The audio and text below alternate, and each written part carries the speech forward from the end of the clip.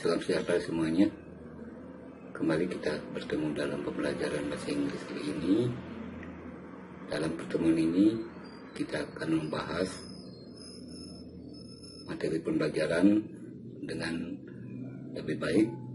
Mudah-mudahan dengan pembahasan ini kalian bisa mendapatkan pemahaman bahasa Inggris lebih baik lagi, dan Bapak harapkan kalian lebih serius untuk mengikutinya.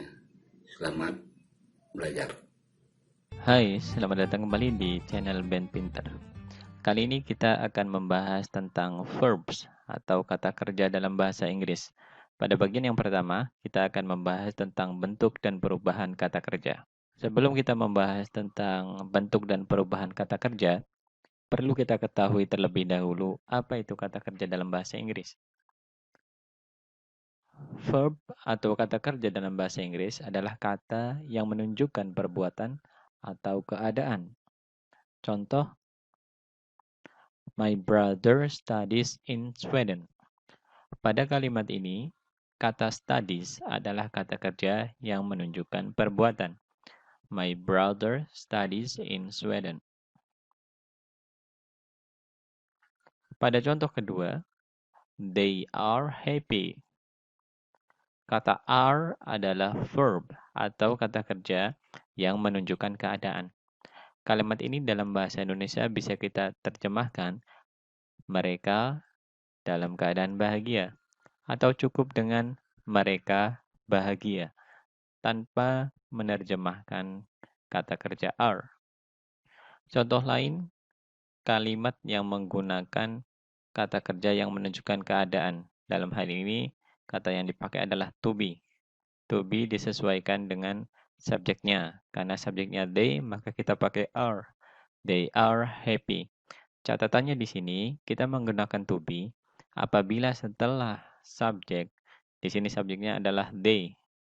Kemudian, bukan kata kerja, karena happy ini adalah bukan kata kerja, maka kita menggunakan to be setelah subjek tersebut. Untuk to be yang kita gunakan, sesuaikan dengan subjeknya. Karena they, maka kita pakai are. They are happy.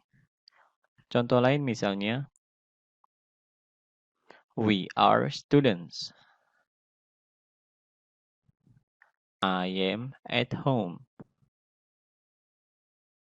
The car is mine.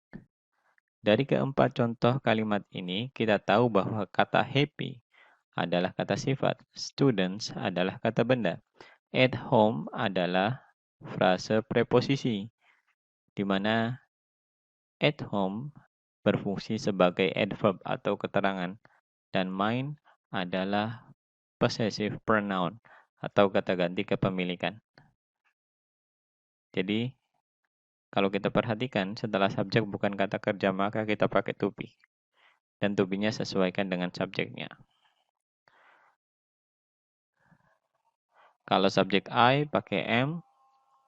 Kalau subjek he, she, it, water. Water ini uncountable.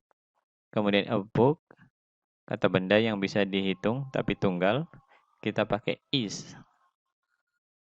Kemudian they, we, you, books, dan children. Books ini untuk kata benda plural atau jamak yang beraturan.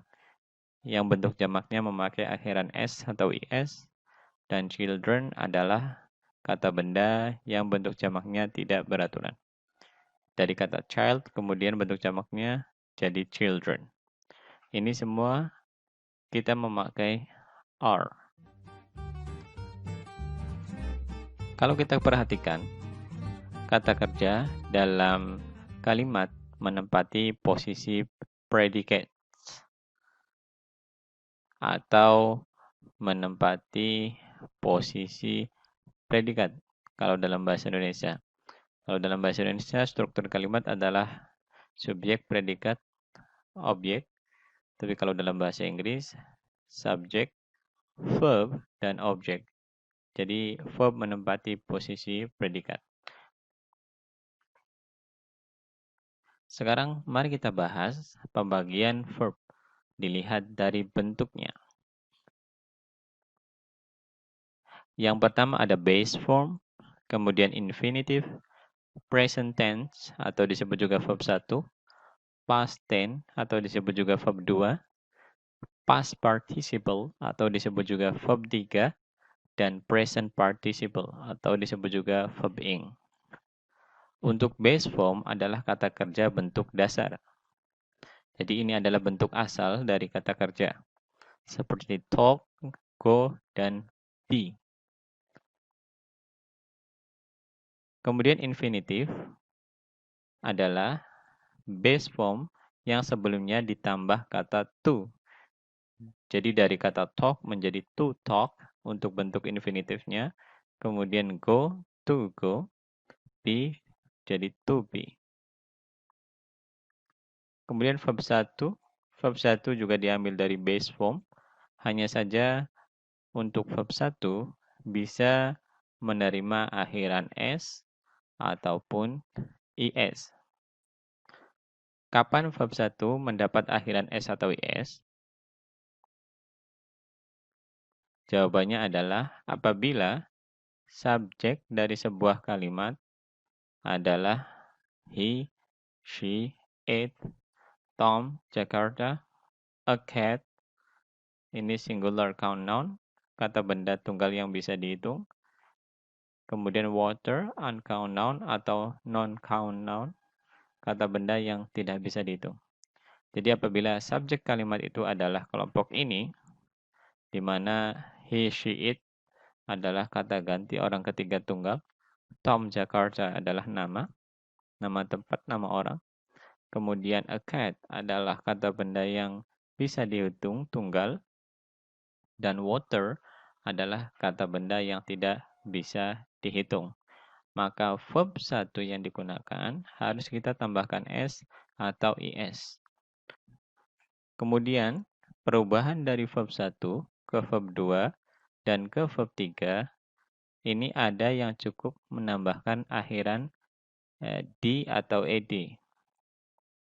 Ini kita sebut dengan regular verb atau kata kerja beraturan. Ada juga yang bentuk perubahannya tidak beraturan, seperti dari kata go menjadi went, kemudian gone. Kemudian dari to be, yang asalnya be, kemudian verb satunya adalah am is are, kemudian verb 2-nya adalah was were, di mana am is berubah menjadi was, dan kata are berubah menjadi were untuk verb 2-nya. Kemudian verb 3-nya adalah been. Ini kita sebut dengan irregular verbs atau kata kerja yang tidak beraturan.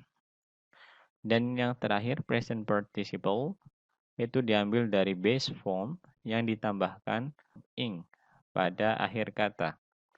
Jadi dari kata talk menjadi talking, go menjadi going, dan be menjadi being.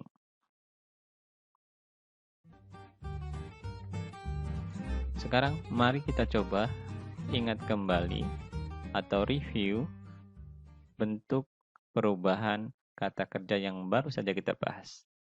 Yang pertama untuk base form, misalnya kata talk, go, dan be.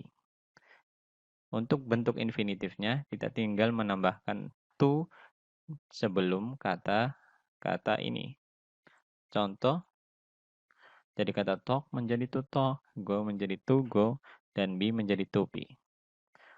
Untuk bentuk verb 1 atau simple present, sama dengan base form, hanya saja bisa menerima akhiran s atau is tergantung dari subjek kalimatnya. Dari kata talk menjadi talks, go menjadi goes, be menjadi am is are, tergantung subjeknya. Kemudian verb 2, dari verb 1 talk menjadi talked, ini masuk kategori beraturan, ya, regular verb atau kata kerja yang beraturan. Kemudian go menjadi went, ini masuk irregular verb, kata kerja yang tidak beraturan. Am is are menjadi was dan were. Kemudian bentuk verb 3-nya dari talk menjadi talked, went menjadi gone, dan was were menjadi been. untuk verb ing, dari kata talk menjadi talking, go menjadi going, dan be menjadi being. Jadi verb being ini diambil dari base form, kemudian baru kita tambahkan ing.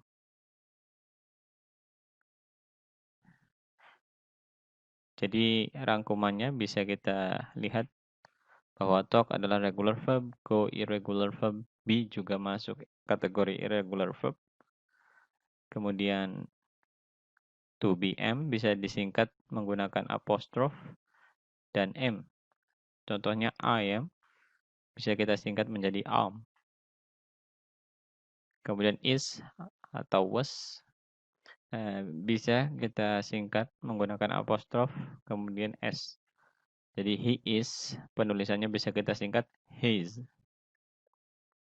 Kemudian are atau were, cukup menggunakan apostrof, kemudian are dan e.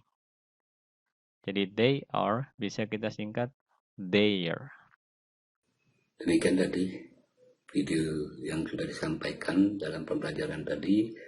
Kalau ada materi-materi atau hal-hal yang masih belum kalian pahami dengan baik, silahkan nanti kita diskusikan kembali di grup WA, atau kalian boleh chat langsung ke saya menanyakan hal-hal yang belum kalian pahami selama pembahasan materi tadi. Selamat belajar, semoga kita selalu dalam lindungan Ide Sang Yang Widi Wasa. Om Santi, Santi, Santi, Om.